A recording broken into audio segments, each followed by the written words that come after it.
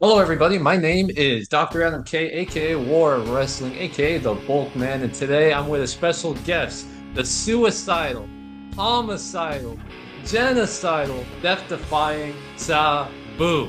How you doing, Sabu? I've been better, but I'm okay. I'm still alive. That's great. That's great. Well, I'm just here to, talk about your legacy and also some current events in the WWE. And you're also a huge legend in the wrestling space. And I don't know if you have seen on TikTok the crazy wrestling edits of you showing your prominence across your wrestling career. You had a wild feud with John Cena in the mid 2000s that really stood out to us wrestling fans, especially during the ECW revival era. Yeah, I didn't quite like it that much, but it You was didn't like like it? what it was, I guess. Oh, okay. So how do you feel about him turning heel now at this point of his career? Like, do you feel like it should have happened like back then, especially during that era where it felt like he was having those heelish tendencies, especially with your rivalry and Kurt Angle and others as well? No, see, that's not even up to him. It's up to the writers and up to Vince, and it's up to the office. It's not even up to him if he wants to turn heel or not. Okay, You know, because they were if he doesn't want okay. to, it's not up to him. It's up to them. They make him. They make him okay. Because there was some reports out there saying that it was Cody that they offered Cody to be heel, but he did not want to be heel, and Cena took the brinks But as well. they might have asked him, but it's Hmm. still it's not his decision. He could say I don't want to, and they say, well, we're gonna pay you, and then he'll do Ah, it. okay, okay, okay. That was my problem. Is they told me stuff to do what I didn't want to do, and I go, I disagree with this, not because I don't want to do it, because it's not me. And they go, it's not you, it's us. Ah, I see. Oh, You know, well, we yeah, don't that care. makes sense. We don't. They go, we don't care what you want. It's what we want. And if you can't do what we want, they don't want you. From day one, Vince said we don't hire talent, we develop it. So I didn't really know what Mhm. that meant, but I know what he means now. Mhm. They hire people who are capable and make them do what they want to do. Mm, okay.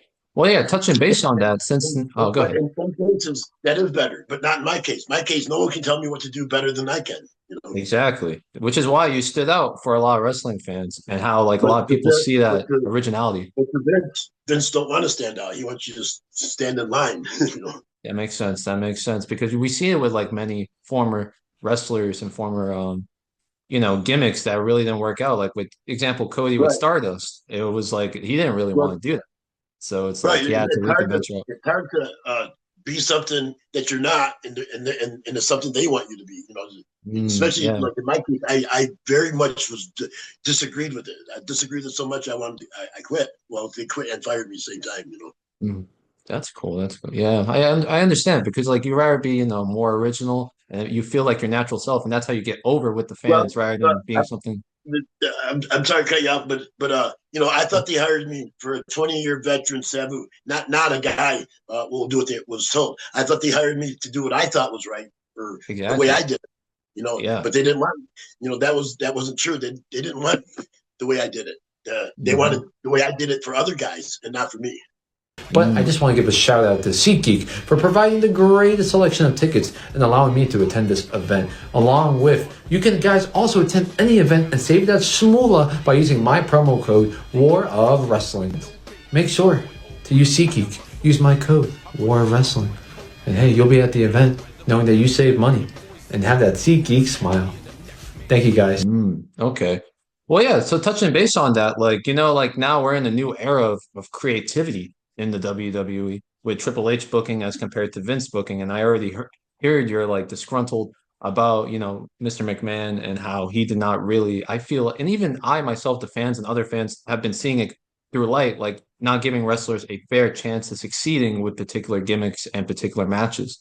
Have you ever felt like in a way where, especially during that ECW revival era, that it was like mostly, I would say, an unfair and untestified way of expressing extreme. It was more like PG extreme rather than what it actually is. It wasn't extreme. It Yeah. wasn't. Uh, we were lucky to have one extreme match per night, and then Mm, some nights we didn't have any.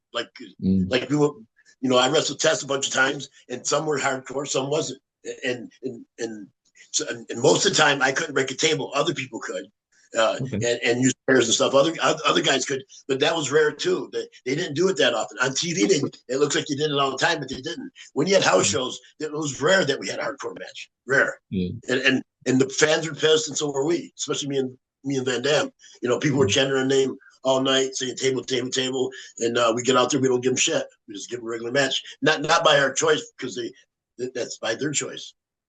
Yeah, there was a clip resurfacing on TikTok when you were going up against the Big Show in the Revival era, and he was getting massive boos from the crowd. Like Big Show during the ECW run was like one of I think his worst runs in his career, just because the crowd did not like him whatsoever, and you could see the disdain in his face, and it was going up against you for a number one contenders match for a title at SummerSlam in a ladders match. And it showed that you took a choke slam, but you looked like you wanted more out of it.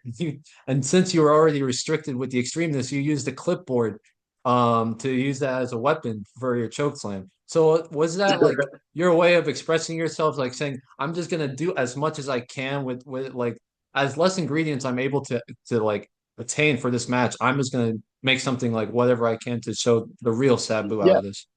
Yes, of course. And then every night, if I would do something like that, they would say, "Well, you can't do that again." And then I'll do something else, something I came up with, and they go, "You can't do that again." I go, "Why not?" They go, "Well, that's somebody else's spot." That's why I invented it. They said, "Well, not here, you didn't." And Oh, you know, yeah, you know, I would do. I figured out if you ask if you ask to do something, they're going to say no. So I just did it anyways, and then they would say no next time. oh, okay, okay. Well, yeah, and there was another match that really stood out, I feel like, in the ECW revival era that many casual fans were able to understand who Sabu is and how extreme he actually was. Because before then, you had a match with Cena on Monday Night Raw, and it didn't really encompass you as like the wrestler you Yeah. were. But the one which that you had at the one night stand against Rey Mysterio with one of the craziest bumps, and I myself replayed this match multiple times on my account, and it got over 2 million views every single time. And people are Wow. showing a lot of homage to you, saying this match is what Sabu really was, and this was they say one of your greatest matches in the WWE. So, how do you feel? Like, what do you remember about that match? Like, the crowd atmosphere was different because you're in the ballroom, of course, and it was like a Well, big way of introducing yourself back into the wrestling world. yeah, I like that match a lot because they didn't handcuff me. Not till after that. Exactly. That match, we didn't have no producer or agent to tell us what to do or bounce ideas up. We did that ourselves. Excuse me. And Vince said I was too dangerous. That he didn't want a rematch. But Okay. but but that match was put together by both of us, not by anybody else. And I thought it turned out good. But Vince didn't. He said it was too dangerous. But Mysterio even said I wasn't hurting him, and it wasn't dangerous. It looks that way. That's the trick to it. That's the magic of our business, is to make it look like it hurts, and it doesn't. Oh yeah, there's some chair shots we like when you were throwing the chairs and the table. It looked like the most painful thing, and it's even still talked about like one of the most extreme matches in like Vince's era. They put you and Rey Mysterio as like top five every single time, and when I reposted it Oh or yeah. talk about it, a lot of people are like saying this is what Sabu is. Like this is how we saw Sabu in the 90s, and this is what we wanted to see Sabu Yeah. after That's that what. as well, which was great. So I'm Well, glad when you feel that too. when I came in the beginning, they said they wanted Sabu from the '90s. That they didn't say that. They said Sabu of ECW the way he did it back then. I said, of Yeah. course, I wouldn't want to do it any other way. And so the first little while, like with Mysterio, they let me do that. But then they had each match, they would say, you can't do this, you can't do that, you can't do this. And then I said, all right, I got other stuff. And then finally I said, why can't I? And they said, well, because it's not your spot no more. It's someone else's spot. Yeah, I can see that. Yeah, you've So been that was I feel fucking it. super frustrating. And I go, okay, they can have those spots. I got more. And then the more I come up with, the more they said I couldn't do it. Wow. Well, yeah, and I feel like speaking about ECW, there was a clip that was going around with Paul Heyman speaking about saying how out of all the wrestlers he dealt with, he said you were the one that deserved more than what you should have. And he felt like that you were essentially not with this revival run and other matches in the WWE was like hindered, along with also saying that he himself could be responsible for his own blame. So how do you feel about like your relationship with Paul Heyman and your thoughts on that statement? I agree with him. I should have got more than I should have, but I would have to have sold out like Tommy Dreamer and the other guys. I wasn't. I'm not. I can sell a little bit, but I can't sell my whole soul, especially when I disagree with something. If I disagree with something, it's hard for me to do that a good job if I disagree with it. I can still do it, but I don't want to do it. And that's the thing. They were having me things I didn't want, do things I didn't want to do. And I said, why have me do something I don't want to do when something I can do better? And then they said, well, that's not on the table. What's on the table is what we just tell you to do. And then I would mess it up on purpose. And they go, well, you fucked up. I said, no, I didn't. Didn't you hear the people? They didn't know I fucked up. And he goes, well, don't do that again. My first introduction of you, especially, was the SmackDown versus Raw video game, and you were being used as one of the characters, I believe, for 2008 for that. And I remember I heard an interview about your disdain about the video games because they really tried to like rob you out of a check. And even though like they were still creating stars with your like wrestler template, but they weren't giving you royalties and all and everything. So I just wanted to see like how do you feel about like the opportunities you were having outside of wrestling, especially like with the reputation of being an ECW wrestler? Was it, as you can say, fair as compared to someone else, or were you always like hindered because you didn't sell your But soul? there wasn't really much outside of wrestling. I'm not an actor or a singer or something else. I'm only a wrestler. That's all. That's all I claim to be. That's all I ever wanted to be. I was never wanted to be anything else. So there was much. If I wasn't wrestling, there wasn't much for me. So I'm not sure what you wanted me to say. I'm getting Yeah. that, but Oh, okay. I didn't have other opportunities. I turned down other opportunities if it was outside of wrestling. Oh, okay. Because like I know like WWE sometimes or like they have like their media promotions and all that stuff Yeah, and then like that game wasn't for me. shows or whatever. You just declined them, like you weren't offered or you just Yeah. declined them? Well, they go, well, Oh, yeah, it's not. They go, you can be out of character. It's not about character. It's about doing something I don't want to do. It's not necessarily what I don't want to do. It's something that I shouldn't do.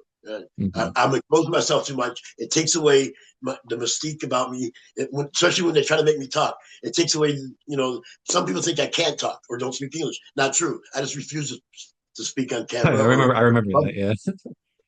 but and so they were forcing me to try to talk, and and uh, and I could have made a lot of money if I talked, but I didn't want to make money like that. I want to make money my way.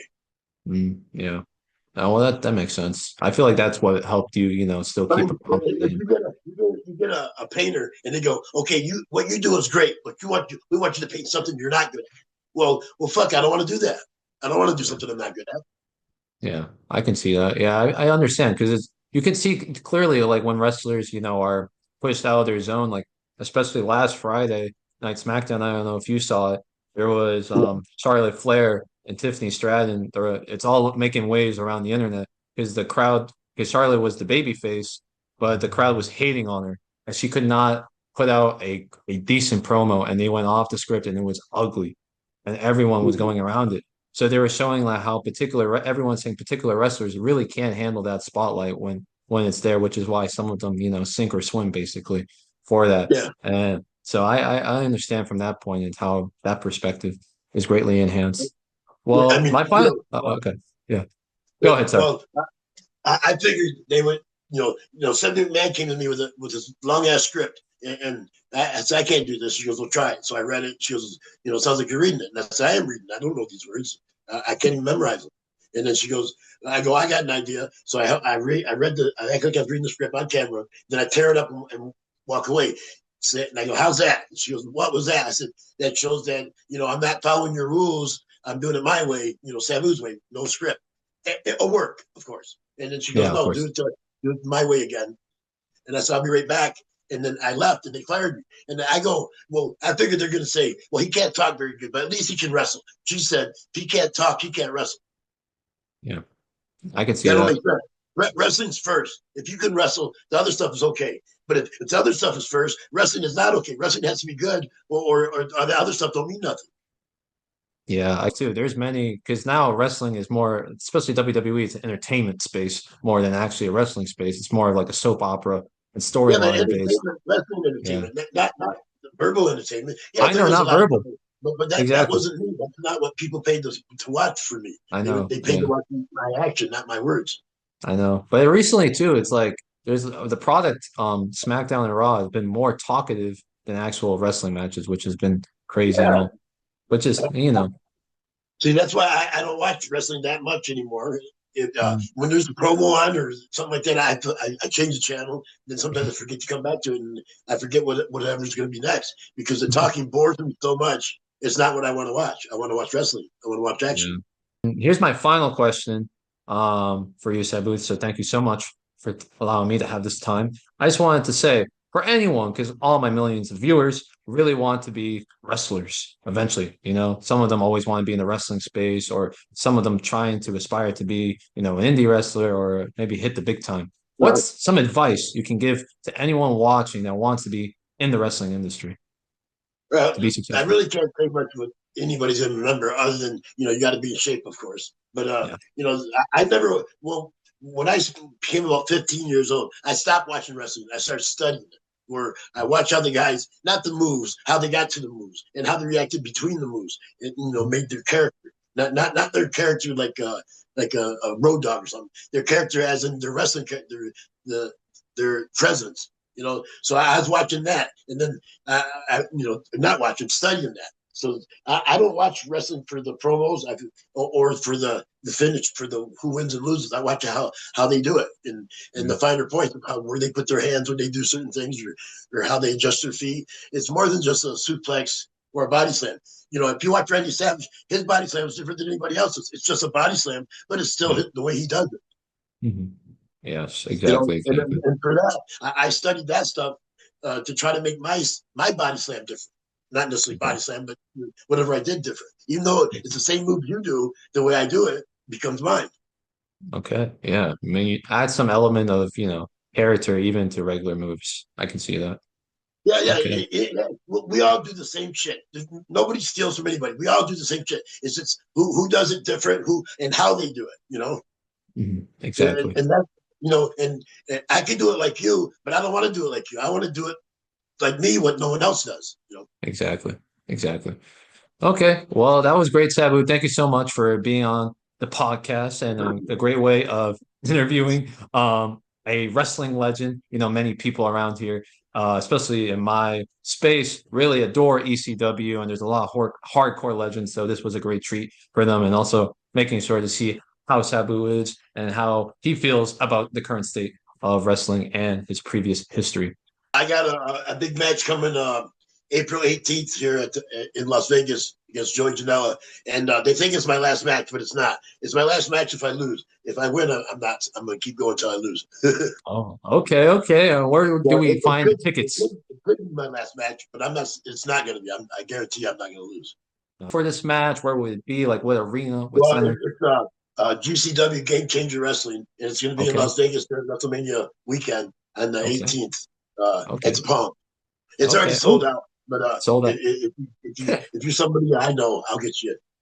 Okay, okay. I'm gonna be in Vegas for WrestleMania, so that's All cool. right, That's I'll cool. give you a seat. Oh, okay, bet. Thank you, Sabu. I'll, Thank you, thank you. I'll make your seat. Thank you, Sabu. I got something to plug. I do a Twitch a Oh, thing on Twitch every Tuesday at 9 o'clock Eastern time, 6 o'clock Las Vegas time. I do it every okay. week. Yeah, let's go. I got right. I got right. I got right. Yes, you got it. Okay, let's go. Let's go. Let's go. Thank you, Sabu. Thank you. Thank you, man. I Have a good appreciate one. it. Thanks, man. You too.